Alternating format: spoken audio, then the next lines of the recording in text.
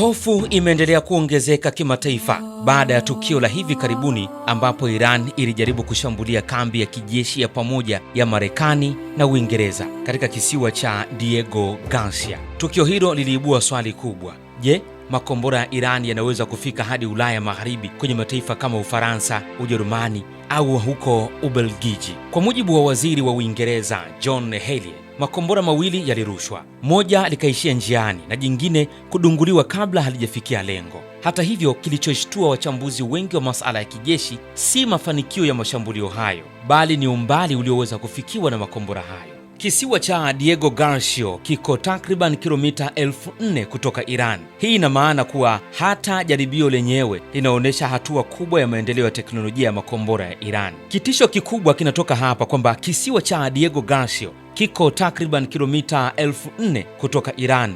Hii ina maana kwamba hata jaribio lenyewe linaonyesha hatua kubwa ya maendeleo ya teknolojia ya makombora ya Iran. Kwa mujibu wa taarifa zinasema kwamba kombora lililoshindwa bado liliweza kusafiri takriban kilomita 3,000, umbali ambao unahatarisha baadhi ya maeneo ya Ulaya Mashariki na Kati ambayo tayari yako hatarini. Lakini bado kuna watu wana maswali kwamba je, Irani ina uwezo wa kufika Ulaya Magharibi kijeshi? Swali hili lina majibu mawili, ndiyo na hapana. Yote yanategemea na aina ya makombora. Iran ina aina kadhaa ya makombora ya masafa ya kati, yani medium range ballistic missile MRBM, kama vile Shahab 3 missile lina uwezo wa kufikia takriban kilomita 1,300 hadi kilomita 2,000. Lakini kombora lingine ni Khorramshahr missile linaweza kufikia hadi kilomita 2,000 au zaidi kidogo. Kwa uwezo huu, Iran tayari inaweza kufikia nchi za Mashariki ya Kati kama Israel na baadhi ya sehemu za Ulaya Mashariki. Lakini kufika Ulaya Magharibi yenyewe kama London Uingereza, Paris huko Ufaransa au Berlin huko Ujerumani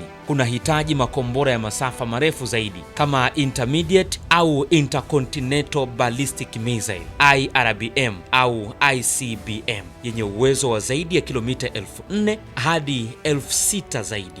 Hadi sasa Iran haijathibitisha rasmi kuwa na kombora la aina ya ICBM, yani Intercontinental Ballistic Missile, linaloweza kufika moja kwa moja Ulaya Magharibi. Hapo ndipo hofu na uhalisia vinapotofautiana. Lakini hapa nataka nizungumzie kidogo hili jaribio la kulenga kisiwa cha Diego Garcia. Linaashiria mambo makubwa matatu muhimu.